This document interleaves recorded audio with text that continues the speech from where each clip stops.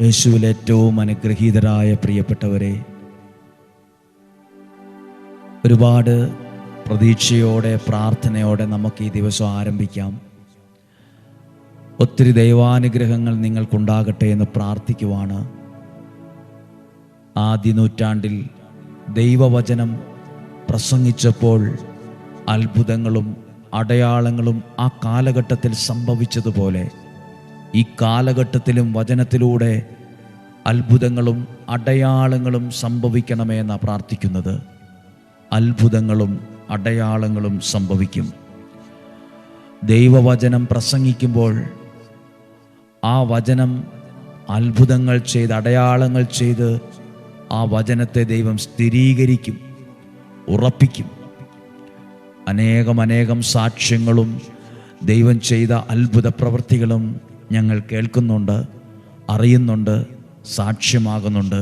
എല്ലാ മഹത്വവും ദൈവത്തിന് മാത്രമാണ്. ഞങ്ങൾ ദൈവത്തിൻ്റെ കരങ്ങളിലെ ഒരു നിസ്സാര ഉപകരണങ്ങൾ മാത്രമാണ്. ഞങ്ങൾ ആ വിഷയത്തെ ദൈവകരങ്ങളിൽ സമർപ്പിക്കുന്നു. ദൈവം തന്നതല്ലാത്ത ഒന്നും ഈ ജീവിതത്തിലില്ല. ദൈവം തന്നതല്ലാത്ത ഒരു നന്മയും ഈ ശുശ്രൂഷയിലുമില്ല, ഈ ഒരു ആലയത്തിലുമില്ല. എല്ലാം ദൈവം നൽകിയത് മാത്രമാണ്. ഹല്ലേലൂയ. ഇന്ന് നിങ്ങൾക്ക് വേണ്ടി പ്രാർത്ഥിക്കട്ടെ. നിങ്ങൾ ചിന്തിച്ചു നോക്കിക്കേ, എല്ലാ ദിവസവും ഒരു പ്രാർത്ഥന കിട്ടുന്നത്, ഒരു വചനം കിട്ടുന്നത്, അതിലൂടെ ഒരു നന്മ അനുഭവിക്കാൻ കഴിയുന്നത് ഒരു നിസ്സാര കാര്യമല്ല. ഞാനത് വിശ്വസിക്കുന്നത് അങ്ങനെയാണ്. കാരണം ദൈവവചനത്തിലൂടെ കിട്ടുന്നൊരു പ്രാർത്ഥനയും അനുഗ്രഹവും നമ്മുടെ ജീവിതത്തെ മുന്നോട്ട് നയിക്കാൻ, മുന്നോട്ട് പോകാൻ അതാവശ്യമായ എല്ലാ നന്മകളും നമുക്ക് തരുന്നുണ്ട്.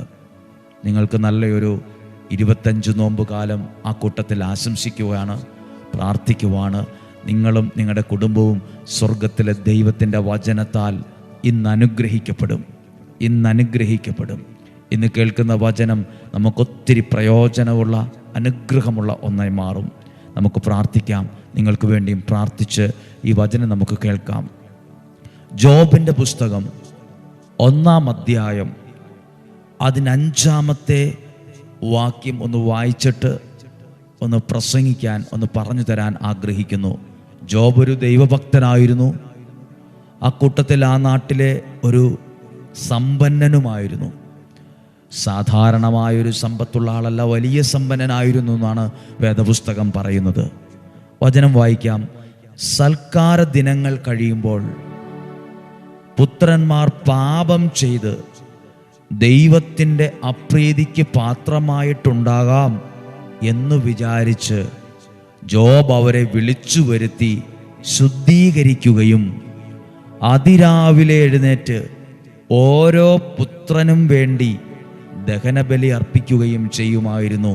അവിടെ ഒരു സമയം എഴുതിയിട്ടുണ്ട്. ഓരോ പുത്രന് വേണ്ടി, ഓരോ മകനു വേണ്ടിയും ബലിയർപ്പിച്ച് പ്രാർത്ഥിക്കുമായിരുന്നു. അവരെ വിശുദ്ധീകരിക്കുമായിരുന്നു. ഹല്ലേലൂയ.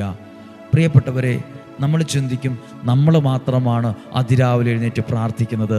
അത് ഈ അടുത്ത കാലത്ത് തുടങ്ങിയൊരു പ്രവണതയാണ്, ഒരു രീതിയാണ്. അല്ല, എത്രയോ വർഷങ്ങൾക്ക് മുമ്പ് ഉണ്ടായിരുന്നൊരു സംഭവമാണിത്. അതിരാവിലെ എഴുന്നേറ്റ് ഓരോ മകനു വേണ്ടി, മക്കൾക്ക് വേണ്ടിയും ദഹനബലി അർപ്പിക്കുമായിരുന്നു എന്ന് നിങ്ങളും മാതാപിതാക്കൾ എന്ന നിലയിൽ, ഒരു ശുശ്രൂഷകൻ എന്ന നിലയിൽ നിങ്ങൾ നിങ്ങളുടെ കുടുംബത്തിന് വേണ്ടി വചനത്തെ സ്വീകരിക്കണം. മക്കൾക്ക് വേണ്ടി വചനത്തെ സ്വീകരിച്ച് പ്രാർത്ഥിക്കണം. ഹല്ലേലൂയ. അങ്ങനെ പ്രാർത്ഥിച്ച ജോബിന് കിട്ടിയൊരു ബ്ലെസ്സിങ് എഴുതി വച്ചിട്ടുണ്ട്, ഒരനുഗ്രഹം. അതെഴുതി വച്ചിരിക്കുന്നത് 10-ാമത്തെ വാക്യമാണ്. 1-ാം അധ്യായം 10-ാമത്തെ വാക്യം. ഇപ്പോൾ വായിച്ചു കേട്ടത് 5-ാമത്തെ വാക്യമാണ്. അതിൻ്റെ ഉത്തരം 10-ാമത്തെ വാക്യത്തിലുണ്ട്. അങ്ങ് അവനും അവൻ്റെ ഭവനത്തിനും സമ്പത്തിനും ചുറ്റും വേലി കെട്ടി സുരക്ഷിതത്വം നൽകി അവൻ്റെ പ്രവൃത്തികളെ അനുഗ്രഹിച്ചു. ഓരോ ദിവസവും പ്രാർത്ഥിക്കുമ്പോൾ നമ്മളറിയാതെ നമ്മുടെ ജീവിതത്തിലേക്ക് വരുന്ന ഒരനുഗ്രഹത്തെക്കുറിച്ചാണ് വേദപുസ്തകം പറയുന്നത്, ദൈവവചനം പറയുന്നത്. അതിരാവിലെ എഴുന്നേറ്റ് പ്രാർത്ഥിച്ച് വചനം കേട്ട് ആ വചനത്തിൽ ഏൽപ്പിച്ചു കഴിയുമ്പോൾ ഇതുതന്നെ ദൈവം നമുക്ക് നൽകുന്നു.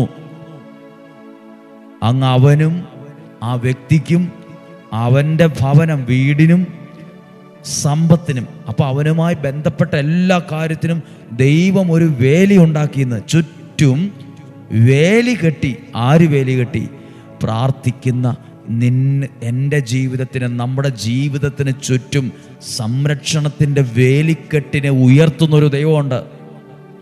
വേലി കെട്ടി സുരക്ഷിതത്വം നൽകി അവൻ്റെ പ്രവർത്തികളെ, അന്ന് ആ വ്യക്തി ചെയ്ത പ്രവർത്തികളെയൊക്കെയും ദൈവം അനുഗ്രഹിച്ചു. വചനം കേൾക്കുന്ന നിങ്ങൾ ഓരോ പ്രവൃത്തിയിൽ ഏർപ്പെടുന്നവരാണ്. ബിസിനസ് ഉള്ളവരുണ്ട്, ജോലിയുള്ളവരുണ്ട്, കൃഷി ചെയ്യുന്നവരുണ്ട്, വളർത്തുമൃഗങ്ങളെ നോക്കുന്നവരുണ്ട്, വലിയ ജോലി ചെയ്യുന്നവരുണ്ട്, വലിയ സ്ഥാനത്തിരിക്കുന്നവരുണ്ട്, ഡോക്ടർമാർ, നഴ്സുമാർ. നിങ്ങളുടെ പ്രവൃത്തികളെ ദൈവം അനുഗ്രഹിക്കും. നിങ്ങളുടെ കരങ്ങളെ ദൈവം അനുഗ്രഹിക്കും. നമ്മളിപ്പോൾ വിചാരിക്കും ഇത് കേൾക്കാൻ മാത്രം ഒരു സന്തോഷമുള്ളൂ. അല്ല, കേൾക്കാൻ മാത്രമുള്ള ഒന്നല്ല. നിങ്ങളുടെ പ്രവൃത്തികളുടെ മേൽ, ജീവിതത്തിൻ്റെ മേൽ അനുഗ്രഹമുണ്ടാകുന്ന ഒരു വാതിലിനെയാണ് തുറന്നിരിക്കുന്നത്. അടുത്ത വാക്കെന്നാന്ന് വായിച്ചേ. അനുഗ്രഹിച്ചു എന്ന് മാത്രമല്ല, അവൻ്റെ സമ്പത്ത് വർദ്ധിപ്പിക്കുകയും ചെയ്തു. ആര് ചെയ്തു? ദൈവം ചെയ്തു. അതിരാവിലെ എഴുന്നേറ്റ് പ്രാർത്ഥിക്കുന്നവൻ്റെ ജീവിതത്തെ ദൈവം സൂക്ഷിച്ചു എന്ന് മാത്രമല്ല, അവൻ്റെ കുടുംബത്തെ സംരക്ഷിച്ചു എന്ന് മാത്രമല്ല, അവൻ്റെ ഭവനത്തെ ദൈവം സമ്പത്ത് വർദ്ധിപ്പിച്ച് അനുഗ്രഹിച്ചുവെന്ന്. ഹല്ലേലൂയ. ഇതേ ദൈവത്തെ നാം ഇന്നും ആരാധിക്കുന്നു. ഇതേ ദൈവത്തിൻ്റെ വചനം ഇന്ന് നാം കേൾക്കുന്നു. ഇതേ ദൈവവചനത്തിൻ്റെ മുമ്പിൽ നമ്മൾ ഇന്നായിരിക്കുന്നു എന്ന് പ്രാർത്ഥിച്ച കർത്താവേ, ഒരു തിന്മയ്ക്കും, ഒരു അന്ധകാര ശക്തികൾക്കും, ഒരു പൈശാചിക പീഡകൾക്കും, ഒരു അന്ധകാര സ്വാധീനങ്ങൾക്കും, മന്ത്രങ്ങൾക്ക്, കൂടോത്രങ്ങൾക്ക്, ക്ഷുദ്രപ്രയോഗങ്ങൾക്ക് കയറി വരാൻ പറ്റാത്ത വിധത്തിൽ, അപകടത്തിന്, ദുർമരണത്തിന്, മൂപ്പെത്താത്ത മരണത്തിന്, ചതി, വഞ്ചന എന്നിവയ്ക്കൊന്നും കയറി വരാൻ പറ്റാത്ത വിധത്തിൽ എല്ലാ പഴുതുകളെയും അടച്ച് ദൈവമേ, അങ്ങ് ഞങ്ങളുടെ സമ്പത്തിനും തലമുറയ്ക്കും ജീവിതത്തിനും കുടുംബത്തിനും ചുറ്റും വേലി കെട്ടി സംരക്ഷിക്കണമേ. പ്രാർത്ഥിക്കുക. ആ സമ്പത്തിനെ വർദ്ധിപ്പിക്കണമേ. ഇതേ പ്രാർത്ഥന നമ്മൾ എന്നും പ്രാർത്ഥിക്കണം.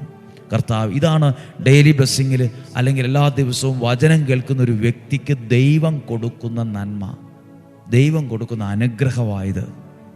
ഹല്ലേലൂയ. ഇത് നമ്മുടെ ജീവിതത്തിൽ വരണം. ആ വേലി പൊളിയാൻ പാടില്ല. ആ വേലി പൊളിക്കാൻ ആര് പറഞ്ഞാലും സമ്മതിക്കരുത്.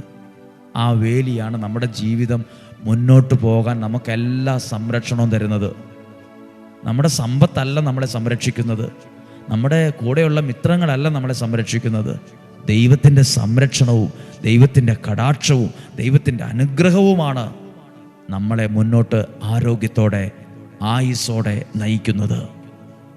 ഹല്ലേലൂയ. അങ്ങനെയെങ്കിൽ ഇന്ന് പ്രാർത്ഥിച്ചു കൊള്ളട്ടെ, ഇന്ന് പ്രാർത്ഥിക്കട്ടെ. കർത്താവേ, അങ്ങയുടെ കരങ്ങളിൽ ഈ വചനം കേട്ട ഓരോ വ്യക്തികളെ ഓർക്കുവാണ്. ജോബ് രാവിലെ എഴുന്നേറ്റപ്പോൾ എപ്പോഴോ തോന്നിയപ്പോൾ പ്രാർത്ഥിച്ചു എന്നല്ല, അതിരാവിലെ. ഞാനും നിങ്ങളും ഇന്ത്യൻ സമയം, പല രാജ്യങ്ങളിൽ പല സമയമാത് ഞാൻ മനസ്സിലാക്കുന്നു. എങ്കിലും ഈ സമയം അതിരാവിലെ അതേ സമയം നമ്മൾ എഴുന്നേറ്റ് പ്രാർത്ഥിച്ച് എല്ലാ പ്രവർത്തനങ്ങളിലേക്ക് പോകുന്നതിന് മുമ്പ് ഈ വചനത്തിൽ ഏൽപ്പിച്ച് പ്രാർത്ഥിക്കുവാണ്.